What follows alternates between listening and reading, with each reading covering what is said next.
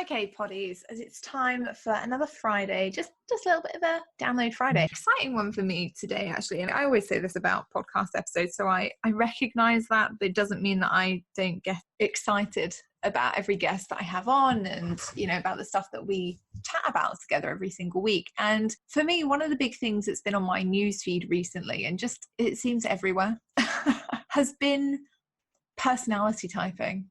Right? It's been everywhere. It's been on my newsfeed. It's been in my inbox. There's people talking about how great it is. It's people talking about how it's not great. And it was interesting for me that this all kind of came up this year, that people started getting really into personality typing and defining businesses by personality and defining strategies by personality. Because actually back in, I think it was November or December, the guest that we're having on the podcast today, Osmaan Sharif, he contacted me and invited me to be on his podcast. And one of the things that he talks about is the use of personality typing when it comes to business. And so it was really interesting that this has kind of cropped up for me in sort of November. And then it felt like, I don't know, maybe February, it went crazy. Everyone was suddenly like, personalities. And I went on a bit of a personality typing binge. I was like, oh, okay, well, I'd done a wealth dynamics test to appear on Osmaan's podcast, which was really interesting, by the way, actually genuinely very interesting. And so I sort of went and took some other personality tests and got caught up in the, I don't know, what would you call it, the hype for a little while. And, then it's all started to kind of level out again. But I'm bringing Osmaan onto the show today, one, because he's a really nice chap, and actually he's really, really interesting with 12 years of experience in this industry, which I always think is incredible. You get the OGs and then you get the real OGs, the people who were doing it before, Zuckerberg was kind of out of bed. And secondly, because actually, back in November or December, when I took this wealth dynamics test as part of appearing on his podcast, I was genuinely intrigued by the accuracy that it portrayed, and actually having not necessarily used it, because let's face it, we all know that I'm not necessarily that dedicated to using that kind of thing, but having an understanding and an awareness of my personality in accordance with the wealth dynamics testing has made certain changes to the way that I've run my business this year, and has made me kind of step back and think about certain decisions that I'm making and timelines and things that have been really interesting for me. So I'm really hoping that you're going to enjoy this episode as much as I enjoy recording it, because it was, fun, but also that you really think about when you're listening to the episode, when you're listening to some of the potential pitfalls and obstacles and challenges, but also positives and surprises that can come out of just working with your personality, whether you go ahead and decide to get it tested or not. Just some of those things that might be cropping up for you as we head into the summer and we're starting to think about winding down, and we're starting to think about going into holiday mode and relaxing with the kids and doing all that kind of stuff. Just thinking about habits versus personality type versus, observations about seasons and how your life and business performs in each one. All sounds very intriguing, doesn't it? All sounds very intriguing, this episode. So hopefully you will enjoy it just as much as I did. Meet Osmaan Sharif. He is fabulous.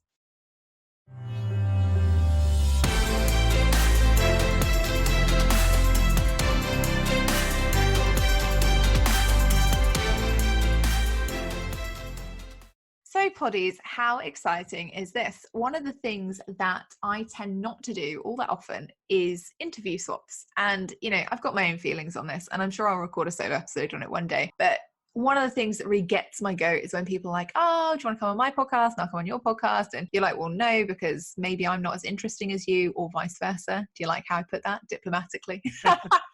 But today I have the amazing Osmaan Sharif on the podcast, and I'm really excited about this because I have actually been on his podcast and it was amazing. If you haven't checked out the episode, there will be a link to it in the show notes. You can go and listen to me being interviewed if you really want to. But I am genuinely excited and privileged to have him on the show. So welcome to Smart Leaders Sell. Thank you very much, Jess. It's amazing to be here. I feel very privileged too. There you go. No interview swaps here. But no, I am really excited. I think, it's so interesting for me to meet you because you popped into my inbox like this I don't know. I was going to say Jolly Green Giant, but that's a terrible, it's like a terrible way to describe it. But one day, for those of you who were not privy to the inside of my inbox, I get this really great email from this guy called Osmaan that's basically like, hey, I've listened to you on, I think it's Janet Murray's podcast or something. Yep. I've listened to you on Janet Murray's podcast and you seem all right. And that was the gist of the email. And it was kind of like, would you like to come on my podcast and talk about these things? And I was like, this is hilarious. And, you know, it was such a well-positioned email. There was so much personality in it that I was like, yeah, absolutely. I'd love to. I love the fact that everybody's probably sitting here thinking, does he really look like a big green giant? Yeah, I know. It was just like, right, brilliant. And I'm literally looking at the email now because it was just brilliant. And so you basically were like, right, and this is the line that I really, really loved. You'll also be glad to know I've not exhausted the full back catalogue of your podcast, so I've got many more to continue tuning into. And I was just like, this guy is brilliant. So I said yes. And I was like, of course I want to be on the podcast, really excited about it. And then you said to me, right, okay, to be on the podcast, you've got to take this personality like typing quiz. And at that point I was like, wow, this chap is a pro. Like, not only do you want me to come on the podcast, but now I've got to take some kind of quiz and I've got to actually put in some effort here. And I don't usually do that kind of thing. Well, not that I don't usually put in any effort. I think that's something we should clear up straight away. But, you know, I don't usually get that level of commitment from somebody running a podcast where they want you to take a specific test. And so you got me to go and answer a zillion questions on the wealth dynamics test and figure out my wealth dynamics profile. And then we had this awesome conversation on your podcast about what that means. And that's why you're here today. And I'm really excited to kind of continue that conversation and really find out, like, what is it about you that makes you so good at relationship building and actually building out those pieces for people that gives them that insight into who you are and how you show up in the world and how you've built your business from that perspective. So it's really good to have you here. But I know that everybody's now thinking, well, Jess, what does he actually do? So tell us, what do you actually do? Well, first of all, I want to go back to my sent inbox and see what I sent you. That's going to be my gold standard email pitch going forward. So thank you, obviously, for that feedback. For me, effectively, I am a mindset and performance coach for ex-corporate small business owners. So people like me and you, Jess. And I basically help them to get out their way. And that's what I love doing because I see so many people with the best intentions. They've got great skills, they've got great talents, but they're making their life harder than it needs to be. So that's what I spend my time doing in masterminds, one-to-one, and different events. I love that. And it's so interesting because I don't really use social media all that often, but you are one of the people that I do follow on Instagram. And because I don't use things all that often, when I finally log into stuff, I see people have done all these cool things. And I'm like, oh, wow. And whenever I look at your Instagram, because, you know, stalker, you're always traveling. You're on planes. You're always at Glasgow Airport. So if after this episode you really like Osmaan, just go and hang out at Glasgow Airport because he's always there. Yeah, well, I do go through some different rhythms where I do quite a bit of traveling, but for me, it then does get a bit much. And I then have to put myself on self-imposed travel bans. So I'm just off my latest one. And that was because I was seeing far too much of Glasgow Airport or the trains going down to London and here, there and everywhere. And I do like it to a point, but I do have 2 small boys and a lovely wife. And whenever I go away, I do get nice sleeps, but yeah, I do miss them. So I need to get that balance right. I love that. And it's so funny, isn't it? Because I think when we first start businesses, you get 2 camps, I think. You get the people who are like, I want the laptop lifestyle. I'm going to work from the beach forever. And then you get the people who want to be jet setters. And I always imagined that I would be a jet setter until I realized you could work at home from the kitchen, just surrounded by biscuits. And then I was like, I'm never going anywhere. But I love that you have that self-imposed time off from traveling and just kind of decompressing with family and doing the normal life stuff, because that's really important. Otherwise you can get so caught up in, I have to be everywhere doing everything. I think that's really nice. Definitely. And I think we are really lucky, especially with technology when it works. You know, like for example, yesterday I was sitting in front of my computer and I was coaching clients in Japan, New Zealand, and, you know, all through the UK. And I was just sitting there thinking, this is amazing. You know, I was still here in my Harry Potter t-shirt and my socks. And I thought, I don't miss those days in the corporate world where I had to kind of be suited and booted and actually go to the office. But And the flip side, I do enjoy escaping from my little kind of like hole of an office at times and going, right, let me get out there. So we get to choose, which is the beauty of it all. Of course, I love that. And so you're doing all these incredible things in the world around performance and around mindset. And one of the things that, like I mentioned, that I found so interesting was this piece around the wealth dynamics testing. And personality typing has become a big thing of late. I don't know whether it's just me, but I'm seeing it all around the internet. Everyone's like, go and take the MBTI or go and do this, go and do that. And there seems to be a bunch of different tests. And I've always been relatively cynical about these kinds of things. I think as most people are, like, let's be clear, like as most people are, especially if you've got a corporate background, you are basically sick of being told what you are. And so you can walk away from it and think, oh, well, it's all just a load of crap. But when I did the wealth dynamics test for your podcast, actually, I was really interested in how accurate it was. And so, I know that's something that you use within your business an awful lot. And I'd be interested to know whether that's something you feel impacts the way that you sell in your business. Absolutely. It impacts the way I sell. It impacts the way I coach. It impacts the way that I help my clients get the results, because one of the things, and I came from the corporate world, I was a HR manager for Marks and Spencer's, and I worked in leadership roles within the banking world as well. So I had done, like you would have, Jess, millions of different, not entrepreneurial profiles, just the standard personality profiles. So I kind of knew and I was self-aware about who I was. But the funny thing is, when we become our own bosses, something seems to change. We then often can try and be an all-rounder and try and do everything.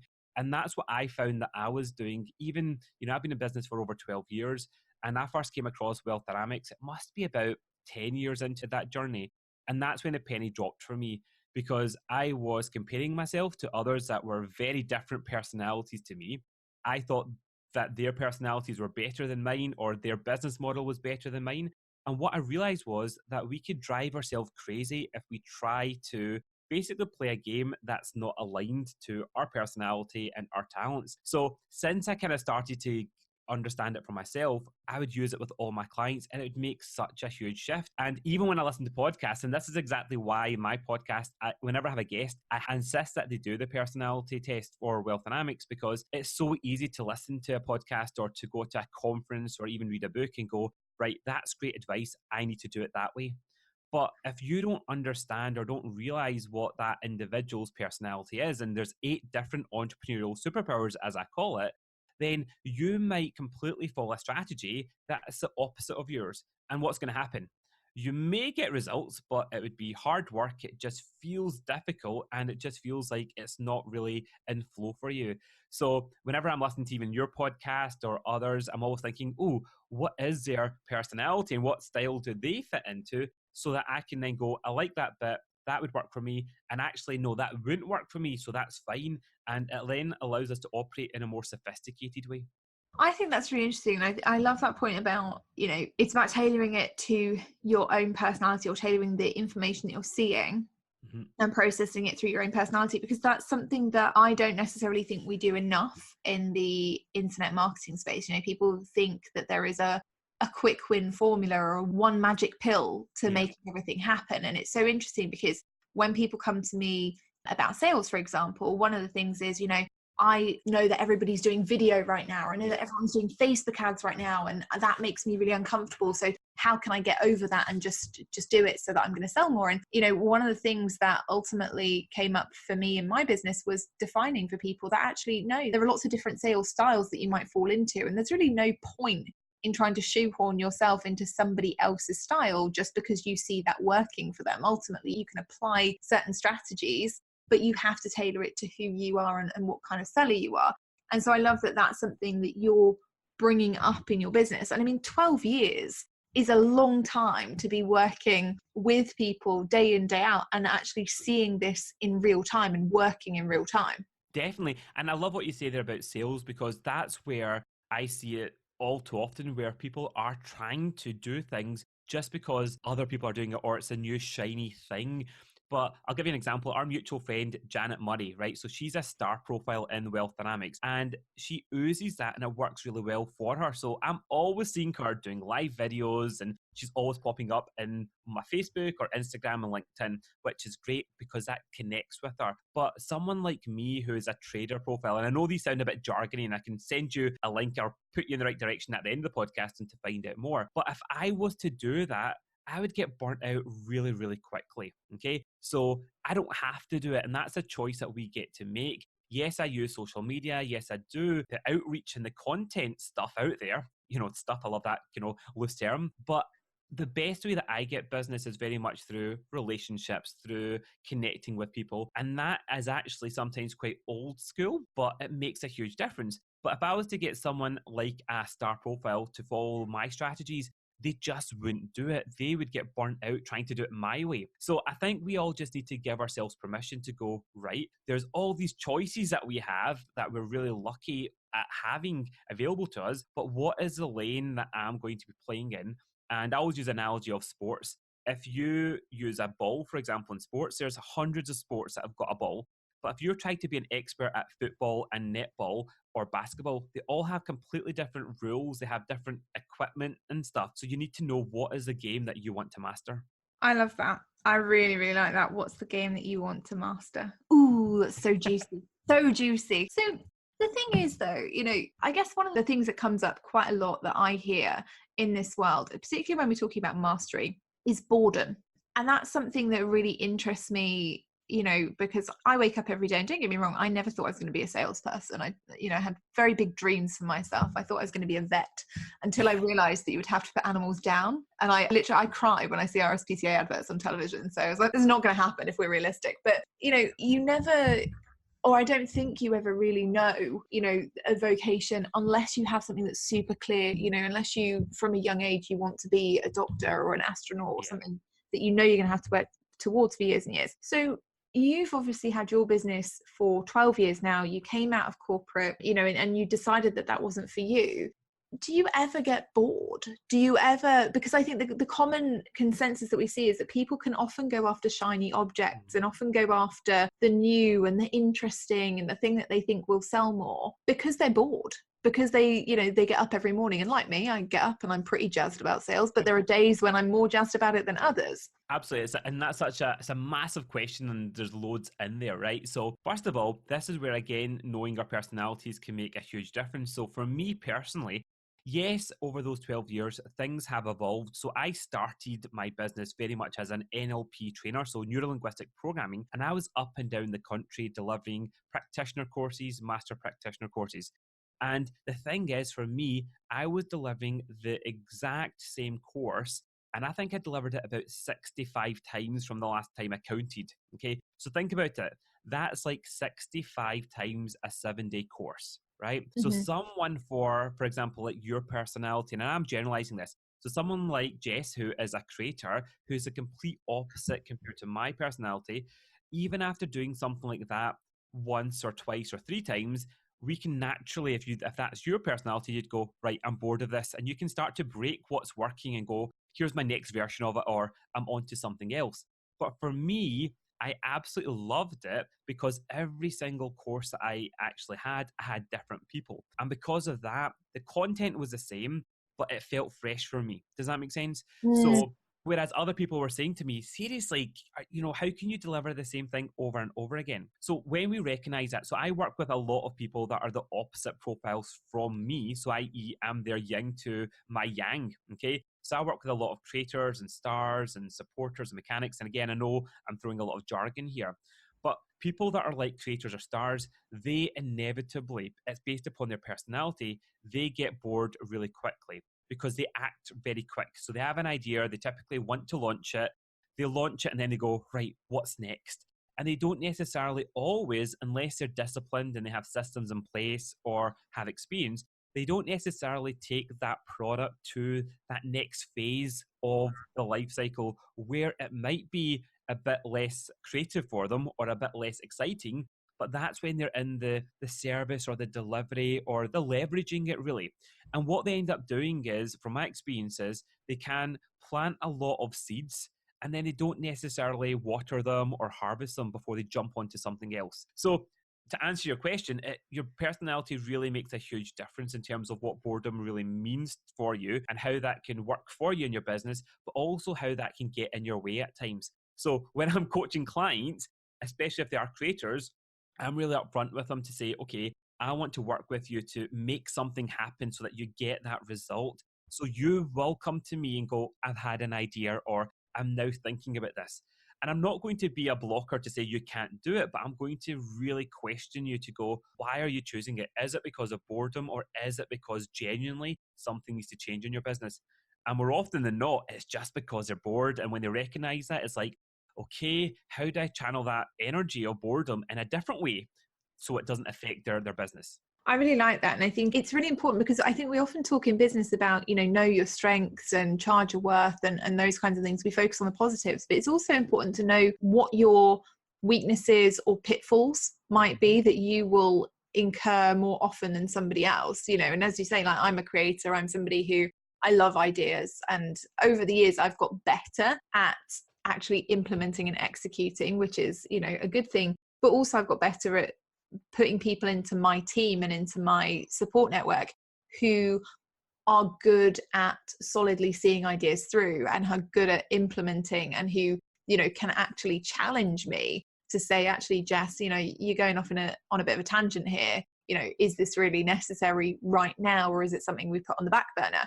And so I think it is so necessary, and particularly when it comes to sales as well. We've seen a rise on maybe the last 18 months. I don't know whether you'd agree on that, but in the last 18 months, we've seen a rise of people who, it seems to be a trend where every week they're selling something different. Yeah, totally. And I find that incredibly frustrating, because you can never know, then, are they an expert at that? Are they not an expert at that? But also I think it's kind of almost a lack of confidence in their own ideas. And I don't know whether that's down to the kind of personality piece, or whether it is down to that lack of confidence in what is going to work for them and the need for consistency. I think it could be a whole range of things. So one of the things that I do, so I like to keep things simple, right? So whenever I'm working with business owners, I kind of have my rapid transformation formula, which is your right design, your right mindset, and your right strategies. Okay. And mindset's a huge component, and that's what I really specialize in. But let me just talk about the design element first of all, because so many people go out to start their business without really thinking about what do they want to create. And that includes not just their product or their service, but it's about, okay, what's important to them? So i.e., what are their values? Also, what is their superpower? So i.e., what's their personality? And being really specific about, okay, what are their goals? So typically when I see people jumping from one thing to the other, it can be because they're just completely, oblivious, or they haven't spent the time to really clarify what is it that I am actually wanting to create. Or they quickly do something and then they realize, seriously, this is hard work, or I feel like I'm trapped in a job. Does that make sense? So then they go, right, and a classic example might be, I have had clients that start off doing lots of one-to-one coaching or one-to-one support, and then they go, no, this is a nightmare for me because it might not fit with their personality. And then quickly they abandon that to go and do something else. So it might help them. So I'm not saying you always have to stick to something, right? But if you understand your personality, if you actually understand what your values are, i.e. what's important to you in your business, that then means that anytime that you are thinking of moving or pivoting or changing, you're doing it in a more of a sophisticated and an educated choice to go, what's not happening right now, which is making me want to change something. And that might make you go, right, yep, it's a great valid reason for doing it. But more often than not, it allows you to go, no. What I'm actually doing is the best thing for me at that right time. So we do need to put in that work quite up front to allow us to stop having all these, changes that can confuse us and also our potential customers or clients. I really like that. And I like what you said about educated decision. Yeah. That always makes me very happy, because it's so true. I think, I think it can be frustrating on social media, because so many of us, when we are running businesses online, what we are seeing consistently is internet marketing. And so everybody has a bias. Every piece of content has a bias. Every piece of value has a bias. And I say that as somebody who is fully aware that you are listening to my podcast. It has a bias, right? Sales is my bias. And wanting you to sell more is my bias. But I think when we're exposed to that so often, we kind of get caught up in that adrenaline Yep. state of, oh my goodness, this person's doing that, this person's doing that, this person's doing that. I must go and do all of those things. And actually, we then become really reactive. We don't step back and process decisions. You know, one of the things that I often see with people is that they're not stepping back and creating like short-term, and when I say short-term, I mean 90-day sales strategies, or they're not creating like 6-month sales strategies, or even like a yearly overview. Instead, they're looking and reacting to, okay, webinars are the next big thing, challenges are the next big thing, lead generation is the next big thing. And so you see that these people have gone from being complete like experts in their field and being incredibly talented and, you know, zoned in on selling one thing, doing one thing, to it's almost like we confuse sometimes our learning and development with what we then go ahead and sell and do. Definitely. And that for me, that comes into the strategies piece of my formula, right? Because all of those things are strategies. And so many people focus on, right, what's my next strategy, or this is what I need to do. But often when they don't get the results, it's not necessarily because of it's a webinar, or if it was a funnel, or if it was a challenge. Often they're trying to leverage something that's actually not necessarily got the value nailed down yet. Does that make sense? And actually, they need to kind of look at it. What is a marketplace saying? What are my customers wanting? And then once that's nailed down, then the strategies become really easy. You can then go, right, what's the best way for me to do that, or to get that out there based upon their personality and what the market's actually saying to them. So I love what you say there, because, and I fell into that trap before over the last 12 years when I thought, oh, I need to do this. And I'm running around doing lots of things. But when you actually take it a step back, it allows you to go, right, hold on, what's the purpose of it, first of all, i.e., what's the design? What's the mindset around it? Because often we then don't give ourselves permissions to be the business owner, right? We can then kind of, you know, abdicate responsibility to say, right, that's the guru I'm following, or that's the person that's my role model. I'm just going to listen to them blindly. And I'm all about being inspired by those that are, you know, a few steps ahead of you. Absolutely. But we get to make the choices, and we really should be making the choices in terms of, right, does that fit with me, and what am I trying to do? Because that then allows us to take the responsibility, which is where all the magic really happens. I really like that. And I like what you're saying there about responsibility as well, because I think that's quite a big thing, particularly in your line of work. You know, personal responsibility is, or the level of personal responsibility that somebody holds themselves to, is a big indicator of how successful they're going to be. Definitely, definitely. And it's about being mindful of that and really recognizing, okay, what am I saying yes to, but also what am I saying no to? And often I'm helping my clients to say, right, yep, that's a great opportunity, or that's not the best opportunity for you right now, based upon what their 90-day goals might be. So I run a 90-day mastermind program, and I love it because it's short, it's snappy, it allows us to get meaningful results for each individual, but it also allows me to question and challenge my clients in there, but they all keep each other accountable as well, going, great idea, but not for this 90 days. And that's where, just when you focus on something, you get round to the next 90 days and you go, I'm so glad I focused on it, because actually I've got the results. And now what can I do to build upon that momentum, rather than being, you know, running around like a headless chicken? I really like that. That's so cool though, isn't it? Because effectively what you're saying is, you know, you can look at your personality to almost define your plan. Definitely, definitely. And that's why, for example, I'll use my mastermind as an example. So we've got people there that have sometimes similar businesses, i.e., in the industry, but every single person in the mastermind actually does the wealth dynamics profile, because I might give some coaching advice or mentoring to one individual, but that's based upon their personality. And that is based upon where they currently are in their business. But I'm often then turning around to the other person saying, please disregard everything I've said, because that would not be the best thing for you, right? And the one, I'll bring this to life. So we obviously, you've talked at the Entrepreneur Summit before. I went to the first one, and I loved the mastermind part of it. Okay. But I also got incredibly frustrated around it. And the reason for that was because I was listening to everybody in the table, and I kind of was trying to guess, okay, what is their personality, and what, you know, what's their superpower? And everybody there, they've always got the best intention, right? But sometimes they're giving some advice or coaching, and I'm going, oh, please, that just wouldn't, please don't listen to that, because I can sense that that's not your personality, and that will just take you down a rabbit hole in that way. So it can be frustrating if we get too much information, because it can be really conflicting. Think about it. If you had a panel interview, Jess, right? And you had like 8 different business owners and you asked them all the question of, how can you become a better sales leader in your business? And if they're all different personalities, what would you end up getting? Well, that's the thing. You don't end up getting anything. Exactly. I think it's one of the things that actually is really important about the online space. And it's one of the, I love that you've raised this because it takes us in a mini rant position, but let's go for it because it will be fun. For me, it's one of the things I find frustrating about free groups on the internet. And, I've always said this, you don't have to invest in your business if you don't want to. You don't have to invest in your health if you don't want to, your relationships, whatever. That the investment choice is yours. But where you take advice from and how you qualify advice is incredibly important. And so, one of the things that used to be hugely, hugely prevalent and still is that people are looking in free Facebook groups to get advice on really serious things, and I'm not talking about the odd person going, how do you make a fillable PDF?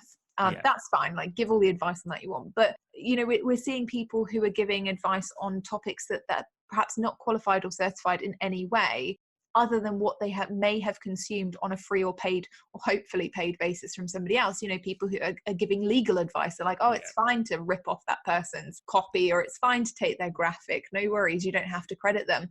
And then people are getting these, $8,000 fines because they used images from Google that somebody in a Facebook group had said, oh yeah, that's okay. So I think, it is really important to qualify the advice you get, not just from a personality perspective, but also, is that person qualified to give me the advice? And it's the same thing that we see with trolling or being trolled on the internet. Lots of people, sit behind their keyboards and they do a little bit of keyboard warrior every day because there's nothing better to do, clearly. And, we see that and it affects people in different ways. And again, I think one of the things that's so interesting about this personality piece is that I'm guessing it affects people differently, because if you have a personality that means you want to be more visible, if you want to be the star, if you want to be, at the forefront of social media and you're putting things out there every day, you are going to come under more attack potentially than somebody who is, a mechanic, for example, and likes to be behind the scenes. Definitely. And that's where you can recognize that in terms of, right, does that play to your strengths as well? And you can be mindful of it so that you can go, right, how much am I going to do that? But what I want to say there is just, there's a caveat around it, because you can still play to different profiles. So for example, I do a lot of speaker sessions as well. And I do that with a purpose in terms of, obviously it's great to shine the light on what I talk about and to help people, but it also incredibly frustrates me, right? So when for example, I'm speaking to like 100 people or more, and I see people, for example, nodding in the audience going, right, yeah, that makes sense. I actually just want to stop and go, hey, what just happened in your mind there, right? Yeah. Obviously it's not appropriate. And that, I know that, right? Because even from that point of understanding individuals, and it comes with, my experience and what I like doing, that's why I purposefully, and it can have impacts on business, I purposely love hosting smaller, more intimate groups. So my mastermind is smaller.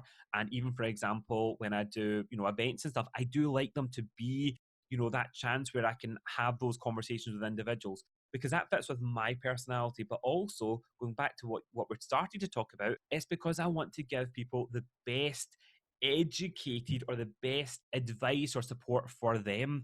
And if there was like thousands and thousands and thousands of people that, I'm broadcasting mode in, then it can be a little bit more challenging for me to go, is that the right thing for them? Okay, so we need to understand that in terms of our personalities. And I'm not saying that stars or creators don't care about that kind of stuff, but you need to understand, where is the value? What do you really bring to the table, so that you can set your business up in a way that really does play to your strengths and you take the best advice from the right people. Let me give you one more example. So I surround myself with a lot of peers.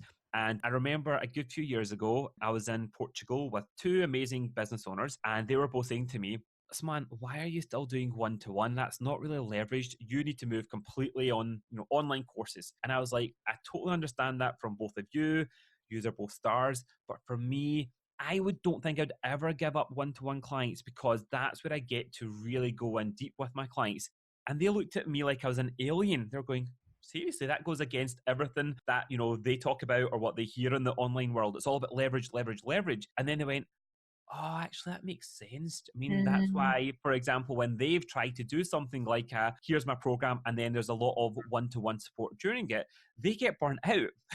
So you get to then go, right, well, what works for you? And how do you make sure that you are giving yourself the best advice and giving other people the best, way forward as well? I love that. Thank you so much for coming on today. Seriously, this is so interesting, and I really could talk about it all day. I do completely credit you for changing my opinions on personality typing. But I have to say, I do caveat that with, since I have done the Wealth Dynamics personality test, I've also done a few more, including which friend are you? Because, I figure it might not be a complete personality test, but I was never going to be Phoebe. Like, I always should have been Rachel. Why did they not understand?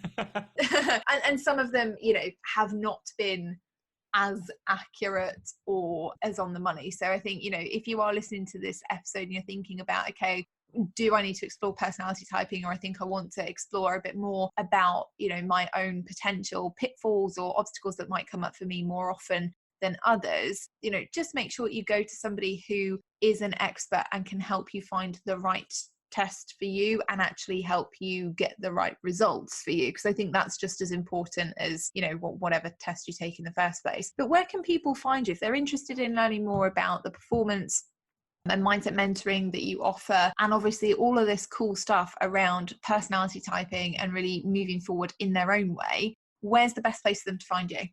So the first thing is, obviously, if you're listening to this podcast and you like podcasts, then come over to the Get Out Your Way podcast. And every single episode, there is topics about how do we get out of our own way. So there's a lot about wealth dynamics, there's a lot about NLP and, practical strategies to get out our way. So that's the first place.